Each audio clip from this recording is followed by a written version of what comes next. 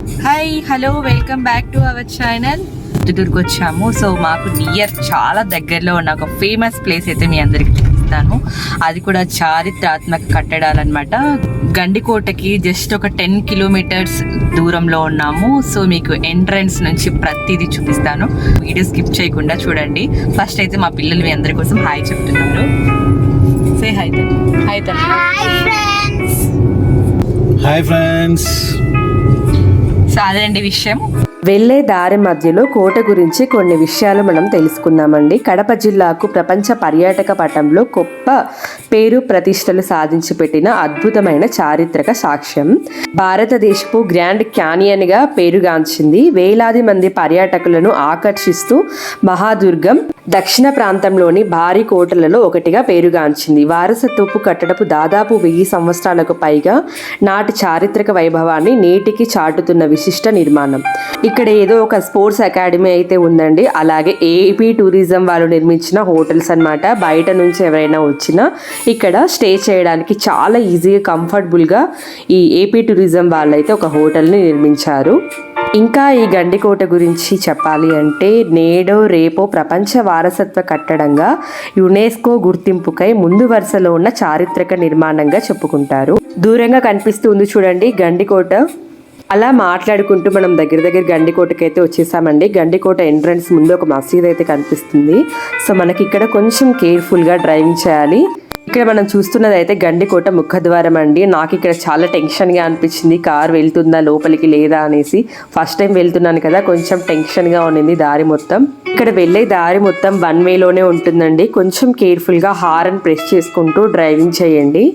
ఈ గండికోటను పర్యాటకంగా అభివృద్ధి చేసేందుకు ప్రతి సంవత్సరం జనవరి 9వ తేదీ గండికోట ఆవిర్భావ దినోత్సవంగా ఈ ఉత్సవాలు జరుపుతూ ఉంటారు. ప్రస్తుతం ఇక్కడ పర్యాటక సిటీ నిర్మాణానికై రాష్ట్ర ప్రభుత్వం DPR సిద్ధం చేస్తుంది.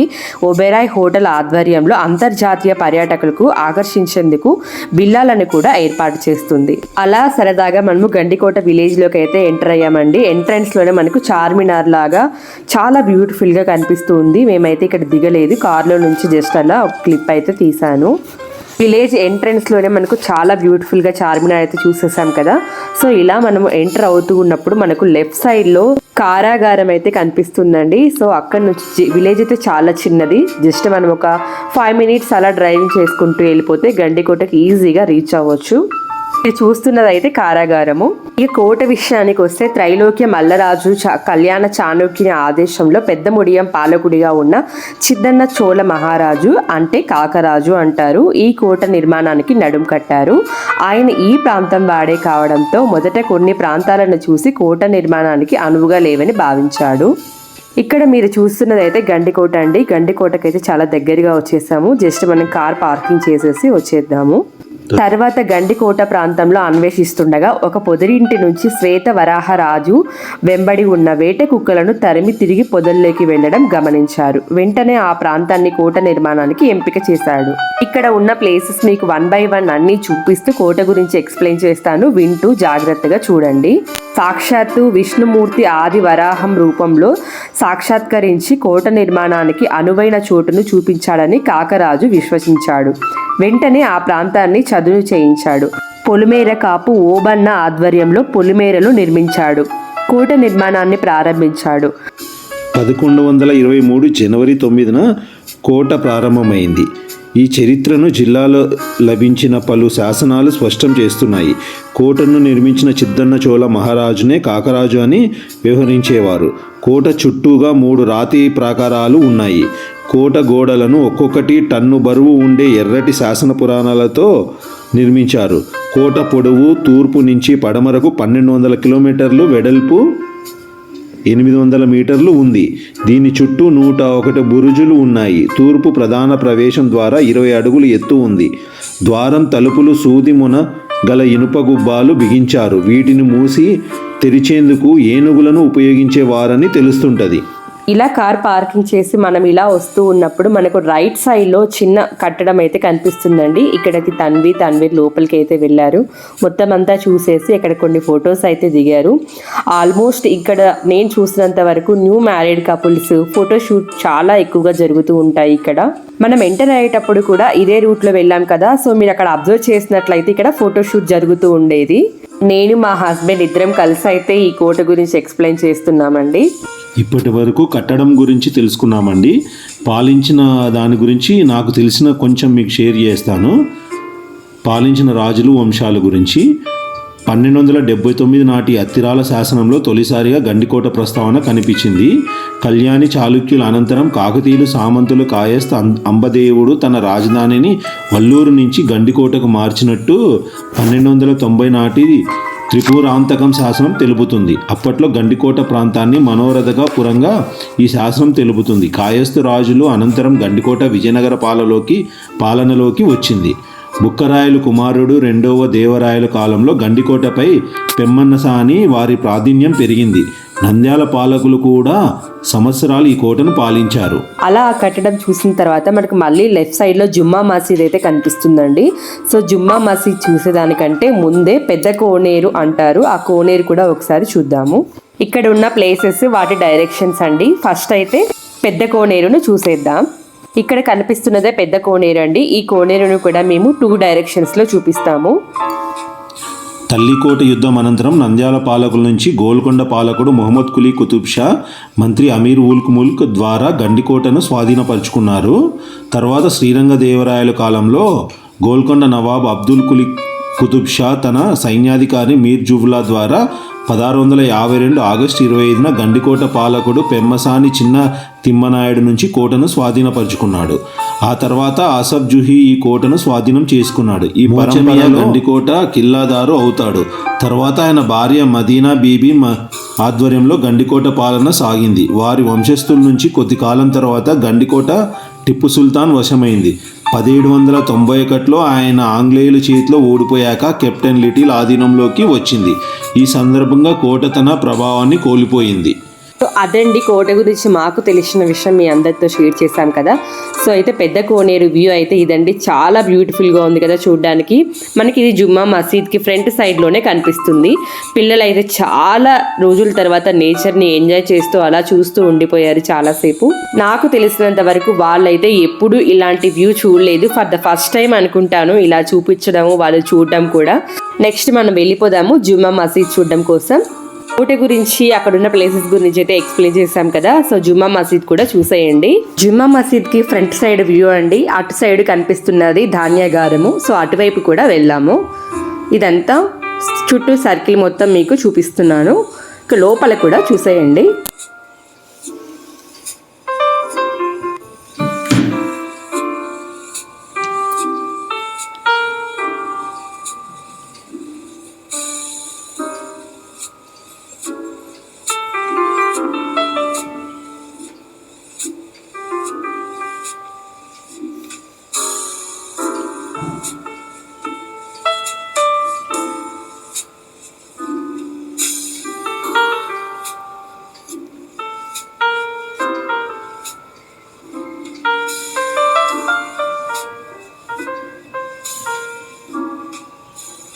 జుమ్మా మసీద్లోకి ఎంటర్ అవ్వగానే మనకు లెఫ్ట్ సైడ్లో ఒక చిన్న గేట్ పెట్టి ఇక్కడ కనిపిస్తుంది చూడండి.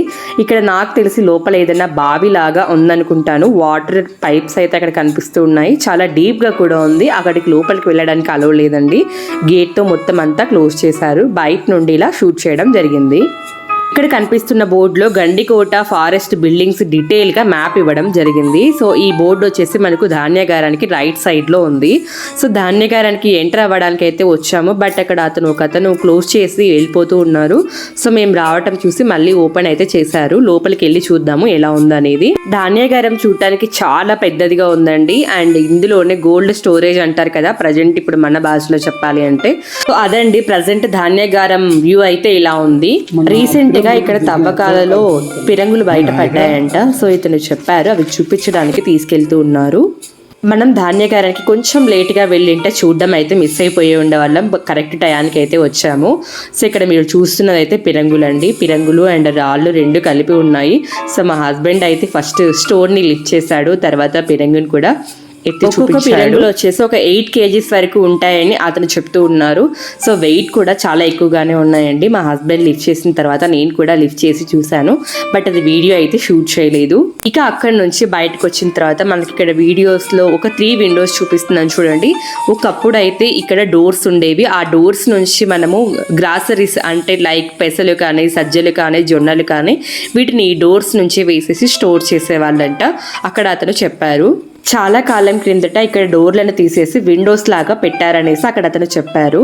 ఇక ఆ ధాన్యాగారం నుంచి బయటకు వచ్చేస్తే నెక్స్ట్ మనం వెళ్ళాల్సిన ప్లేస్ రంగనాయకుల స్వామి దేవాలయం అనమాట. సో అక్కడికి వెళ్ళడానికి ముందు ఇక్కడ ఒక చిన్న షాప్ అయితే కనిపించిందండి. సో చిన్న పిల్లలు కదా, కొంచెం ఆకలిగా అనిపించి ఏవో అడిగారు. వాళ్ళ డాడీ అయితే తీయించారు, తింటూ వస్తూ ఉన్నారు నా వెనక. మీరు ఇక్కడ చూస్తున్న ప్లేస్ అయితే రంగనాయకుల స్వామి వారి దేవాలయం. అక్కడ పాయింట్ ఆఫ్ వ్యూ అండి. వ్యూ అయితే చూడడానికి చాలా బ్యూటిఫుల్గా ఉంది కదా. సో లేట్ చేయకుండా దేవాలయంలోకి ఎంటర్ అయిపోదాము. ఇక్కడ కూడా చాలా మూవీ షూటింగ్స్ కానీ, న్యూ మ్యారీడ్ ఫోటోషూట్ కానీ చాలా ఎక్కువగా జరుగుతూ ఉన్నాయి. సో మేము వెళ్ళేసరికి అయితే ప్రజెంట్ అయితే అక్కడ ఎవరు లేరండి. ఇలా ప్లెయిన్గా ఉంది, చాలా బ్యూటిఫుల్గా ఉన్నాయి కదా. సో ఇక్కడ మనం చూసే కొన్ని క్లిప్స్ అయితే కొన్ని మూవీస్లో షూటింగ్ చేయడం జరిగింది. కొన్ని అయితే నాకు గుర్తొస్తున్నాయి, బట్ మీకు ఎంత మాత్రం గుర్తొస్తున్నాయి అనేది కింద కామెంట్ సెక్షన్లో కామెంట్ చేయండి. సో అక్కడ టెంపుల్ పైన వాల్ పైన నుంచి తీసిన చుట్టూ వ్యూ అండి. సో మనకు దూరంగా మైలవరం డ్యామ్ కూడా కనిపిస్తుంది. ఆ పాయింట్ ఆఫ్ వ్యూ కూడా మేము మీకు చూపిస్తాము. ఆ టెంపుల్లో అక్కడక్కడ వాల్స్ పైన చాలా బ్యూటిఫుల్గా చెక్కారండి ఒకప్పటి శిల్పులు. సో ఆ డ్రాయింగ్ కూడా నేను షూట్ చేశాను. నెక్స్ట్ మనం వెళ్ళబోయే ప్లేస్ పెన్నాలోయ. సో నాకు నిజం చెప్పాలి అంటే డౌన్ ఎక్కువ ఉన్నది చూడాలి అంటే చాలా భయం అండ్ చేతులు కాళ్ళు వణుకుతూ ఉంటాయి. సో ఫస్ట్ టైం అయితే వెళ్ళాను, చాలా హ్యాపీగా ప్లెజెంట్గా ఫీల్ అయ్యాను. సో షూట్ చేసిన వీడియో కూడా నేనే చేశాను. మరీ దగ్గరికి అయితే వెళ్ళలేదు, కొంచెం దూరం నుండే తీశాను.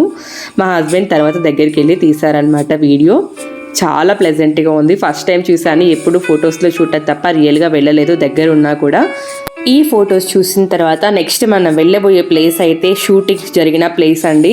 సో సాహస మూవీలో గోపీచంద్ గారు, తాప్సీ గారు పాకిస్తాన్కి వెళ్ళి ఒక టెంపుల్లో చేస్తూ ఉంటారు కదా. సో ఆ టెంపుల్ అయితే మీకు ఇప్పుడు చూపించబోతున్నాను. ఆ టెంపుల్లో సాహస మూవీయే కాకుండా స్వామి 2 movie and spider movie shooting కూడా జరిగిందని అక్కడ ఎవరో చెప్తూ ఉంటే విన్నాను. ఈ టెంపుల్ని శివాలయము అన్నట్లు నాకు గుర్తండి, బట్ చాలా రోజులు అయిపోయింది కదా ఊరు నుండి వచ్చి. సో నేను మర్చిపోయాను ప్రాపర్గా నిజం చెప్పాలి అంటే. సో ఈ టెంపుల్ని కూడా చూసేయండి.